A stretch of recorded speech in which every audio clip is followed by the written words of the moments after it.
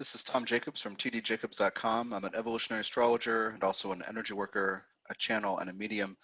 And at tdjacobs.com, you'll find a host of tools and resources to help you along your journey wherever you happen to be, including resources on Lilith. This video, of course, is about natal true Black Moon Lilith-Venus aspects, the true Black Moon Lilith natal report, and also the 7-hour MP3 overview, the intensive that takes the themes of the Lilith story a little further, and also the Lilith Healing the Wild book on Amazon Kindle and at tdjacobs.com. So the way I work with Lilith, first of all, is to emphasize that I use the true Black Moon or the osculating apogee. It's not oscillating, it's osculating. And if you're using astro.com, you want to pull up your own chart with this, use H13 on the extended chart selection page in the additional bodies and asteroids text box toward the bottom. If you use the one, like you have to type in H13, if you use the one that says Lilith on the left-hand side of the page toward the bottom, you will get the averaged or mean position, which is most commonly used, unless I have something to say about it. I'm trying to change people's minds and teach them this other perspective. But in most software and in most people talking about Lilith, they're talking about the mean position. As far as I'm concerned, that's like asking a doll what a human woman is like, because it's this constructed, plasticized, edited version of what femininity is or should be. So I encourage you not to use the mean position. They can be up to 30 degrees different in any given birth chart.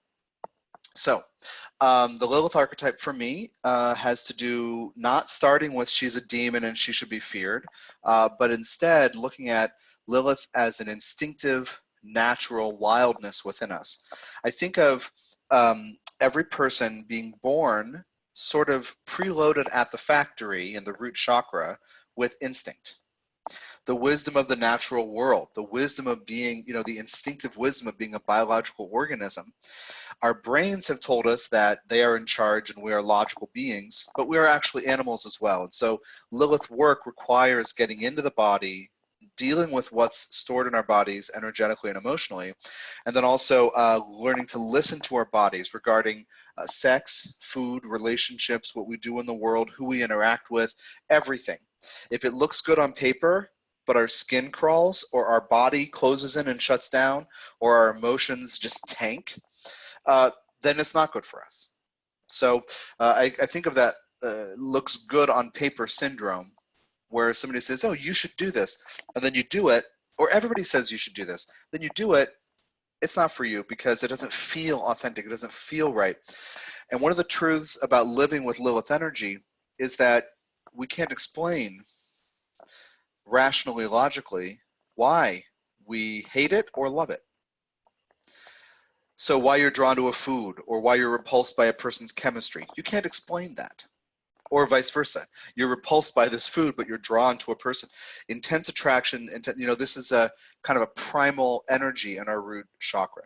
The reason that it's been played up to be about evil is that if you trust you as generally as a human, if you trust your body's pre-rational, instinctive, yes please and no thank you functions, where you're attracted to this and you're not attracted to that. If you trust that, you can't be controlled. And we're trying to do this patriarchal social organizing thing to try to protect everybody under one organizing principle, which is that the masculine needs to be elevated because it's about controlling, gender aside, blah, blah, blah. But the masculine within any human, and all of us have it, is about doing and shaping and controlling and organizing and directing things. The feminine is and experiences, and that's why I talk about this feeling of the wild, this sense of the wild, what can't be controlled.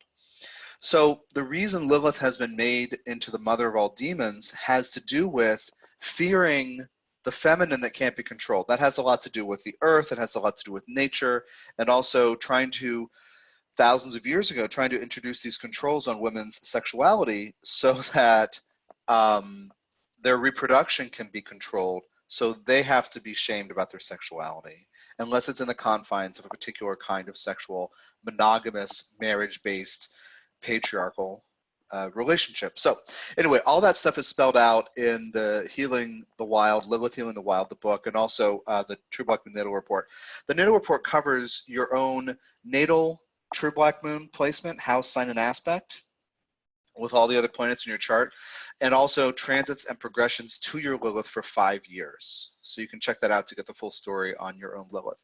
Now, Venus in your chart, that's kind of a long intro, but I wanted to get into this because specifically in the Venus video, because I want you to understand, everybody has questions about relationships for astrologers.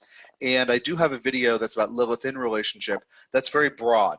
It doesn't get more specific about Venus aspects. And that's one of my most viewed videos. I encourage you to check it out if you haven't seen it already. And I just talk about how each person within a relationship might respond to Lilith, might embody that instinctive awareness, or might deny it, or might shame the self for wanting or not wanting something, right? Being attracted or repulsed by something, repelled. And similarly, how somebody deals with the self regarding control issues and how in charge the brain is, and then also with other people. So when we talk about Venus in your birth chart, we're talking about your relating function, but we're also talking about your value system. And I promise you, this is one of the secrets to understanding Venus in its Taurus 2nd house and also Libra 7th house expressions. Your 7th house / Libra Venusian self, relating to others, learning, give and take, perhaps understanding yourself in terms of how others see you or how others treat you or what they expect of you, right? That expression is informed by your value system and your self-esteem.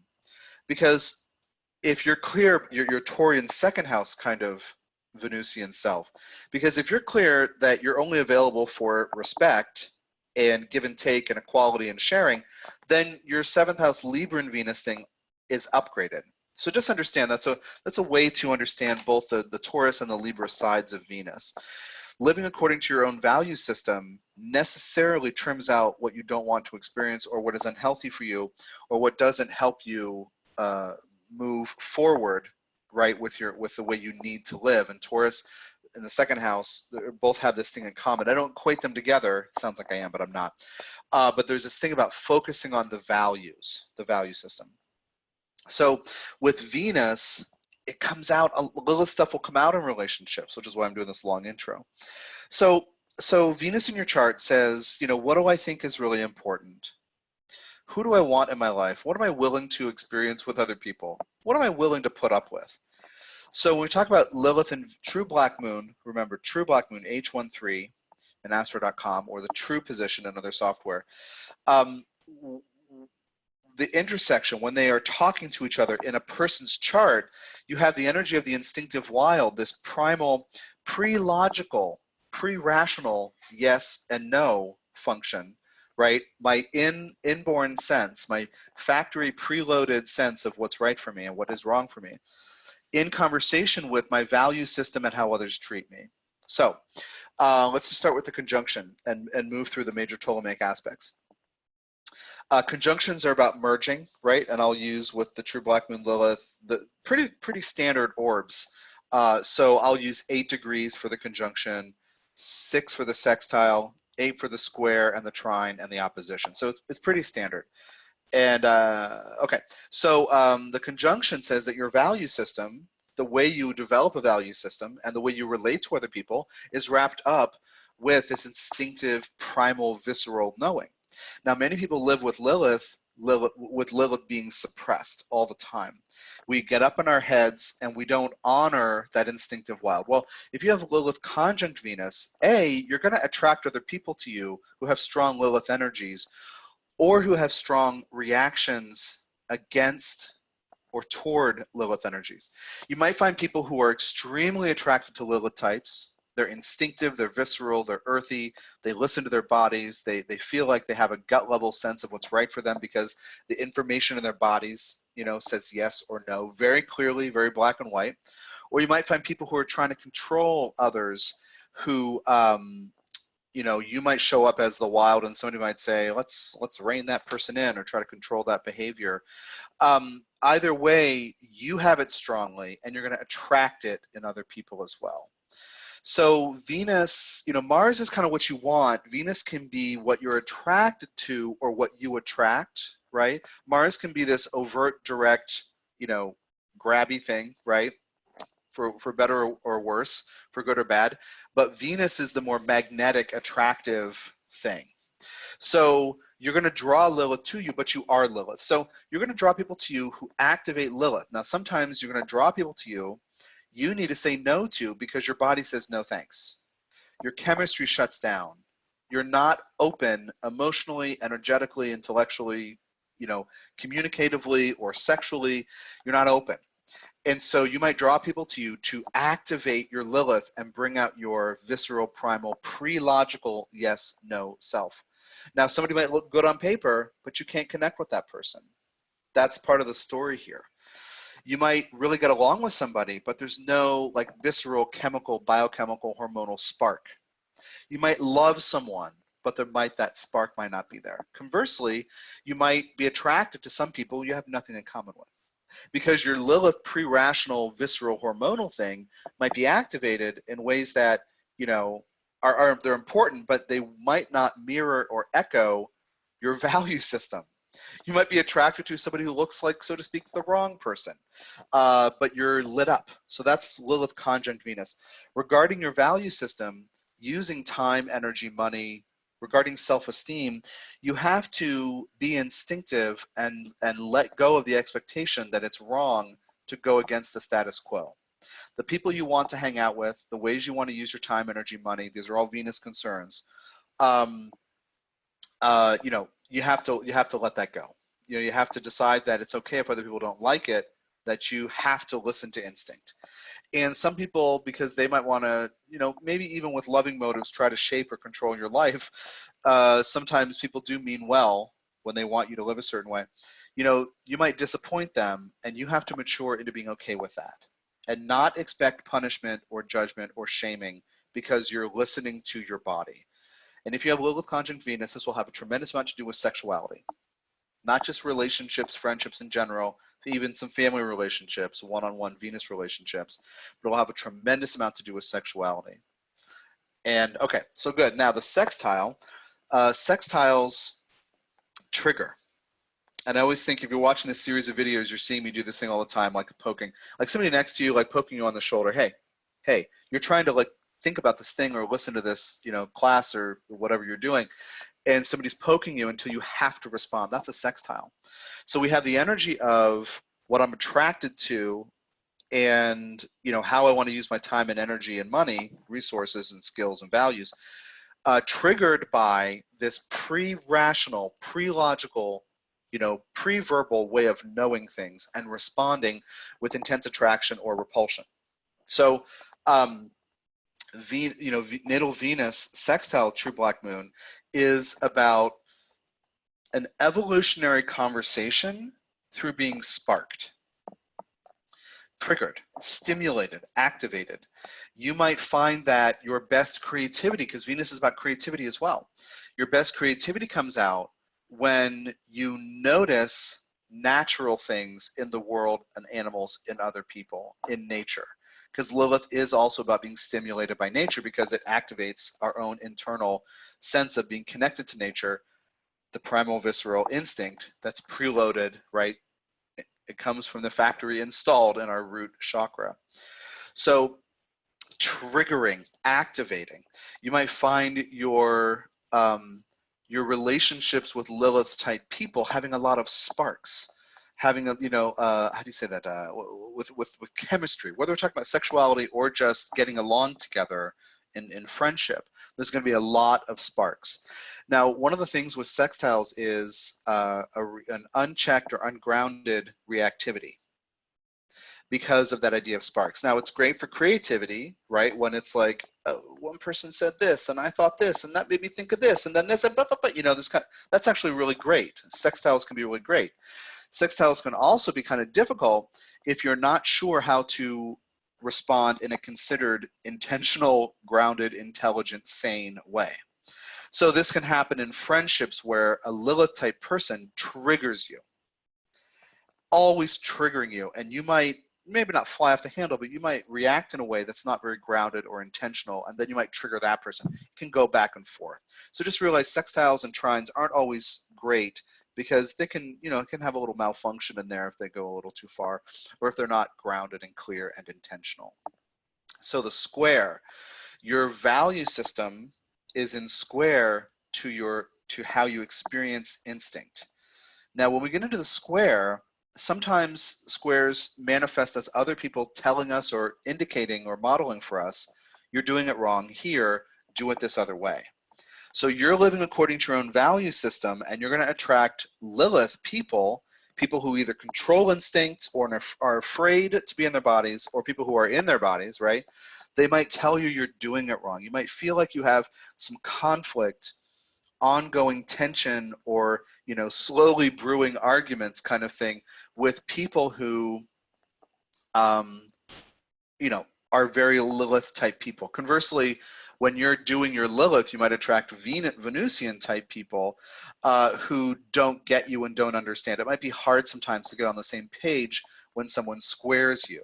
So the idea is that this is another evolutionary conversation with the square, but it's through tension. It's through learning about different ways of doing things.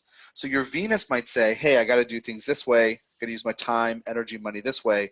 And someone who's connected to Lilith or seems sent by Gaia herself, man or woman who's really in touch with the body and sexuality and nature within and raw primal sensibilities, that person might try to instruct you or try to help you open your mind or your worldview, in essence saying, here, you could do this differently and be more successful. So with squares, we need to learn from such people. So realize that sometimes with Lilith square Venus, you're gonna have the relationship you think you're having. Again, whether it's through friendship or a love relationship of some kind. And this other person may seem to consistently throw wrenches in the works, sometimes can confound you or make you feel unsettled, as if that person wants you to be different. Well, that person would be in your life, and if this resonates, so you learn a new way of doing things and you open your Venus up to new perspectives. That's really the point. And like I said, it can be arguments and tension and conflict. Realize that squares, and this is all up to you if you have the square natally, squares can inspire us to be defensive, because we want to do what we want to do, and why do we want these other opinions telling us to change? Or they can be very instructive and helpful, where somebody's saying, hey, what if you tried it this way? You maybe could do it this way. You might not realize this other perspective, the squaring person says, might help you. So realize that your orientation toward being ashamed for being Lilith, or not having self-esteem, or not having confidence with your Venus, or if you feel like, Lilith people get punished, so there's no reason to do it, like whatever it is, you can change that within yourself to alter how this functions in your life and in your relationships. Moving on to the trine. Trines are about 180 degrees. Squares are 90 degrees. I forgot to mention that. And sextiles are 60. And with the trine, again, use about 8 degrees of orb, which is pretty standard. And it's a flowing information. It's an open pipeline. It's a conduit that's open. There's flow. So essentially, the way I think of trines is they're each rooting for each other. Whatever one is doing, the other says, keep doing it. You're doing great. Keep it up, chief, ace, partner, whatever. So if your Lilith is bitter because you've been shamed for trusting your body and not someone's mind telling you who you should be, then you might attract Venus people in your life who do more of that. If you feel connected to instinct and unashamed to say yes and no when you need to, unashamed to assert autonomy, to have a relationship but also have that built-in space to be yourself, so you're not controlled or stifled or stuck. If you're listening to Lilith in a healthy way, if you're eating the foods your body wants, if you're dealing with your anger and frustration, if you're moving your body and being visceral and primal, then you might attract other people, right? Whatever Lilith is doing, it's trine Venus, so there's support. Hey, Venus says, keep doing it. Here are more people to bring that out in you. So again, this is something that you can change within your own understanding, given your relationship with Lilith energy personally, and also how the world seems to treat Lilith Again, most people approach Lilith as the demon, the mother of all demons. If you start with my approach in Lilith Healing the Wild and the Black Moon Lilith Natal report, you come out of that and you stop expecting there to be problems for behaving as a Lilith person, because you're owning with confidence that you're just doing what's natural and normal to you. So the trine is this supportive flow of information. Each is cheerleading the other. So you're going to have, if you are in a healthy Lilith phase, you're going to attract healthy Lilith people, and same for the opposite. Okay, now moving on to the opposition, the last Ptolemaic or major aspect. It's 180 degrees. They're on, here's the wheel. They're on different parts of the wheel. Again, up to 8 degrees of orb, and this is about a confrontation, a challenge, a standoff, sometimes a misunderstanding where people have opposite opinions and approaches. So remember with the square, it was somebody says, you're doing it wrong, or here, try it this way, it might be better for you. With the opposition, it can feel this deer in the headlight thing or the standoff kind of thing, where you're doing what you're doing and somebody else says, that is never going to work, just give up, that's worthless. Or somebody says, hey, I can see something about what you're doing that might be a flaw or might be a bug in the system. Would you like to know? So oppositions can also reveal to us that we have to go back to the drawing board or add in some element or add in the opposite perspective to help us understand more about where we're coming from and what we're really doing, what's really motivating us. I think with oppositions, natal oppositions, when somebody shows up to be that opposing planet, that somebody seems like the opposite, somebody seems, maybe not foreign, we're not sure sometimes if we can trust them, if we feel safe, because what we're doing, they're saying, that's not going to work. Or here, radically reinvent your position and it might work.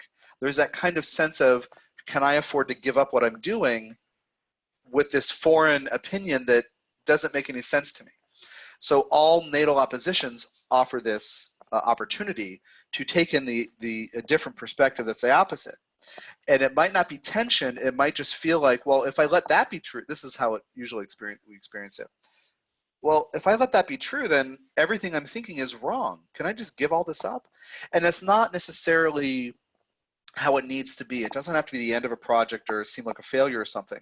But the idea is, I know I'm going a long time into the aspects today with this one video, but the idea is that when you get that opposite perspective, you can reshape what you're doing so you understand why you're doing it, and it can become cleaner and more efficient and more broadly expansive to include various things, various elements.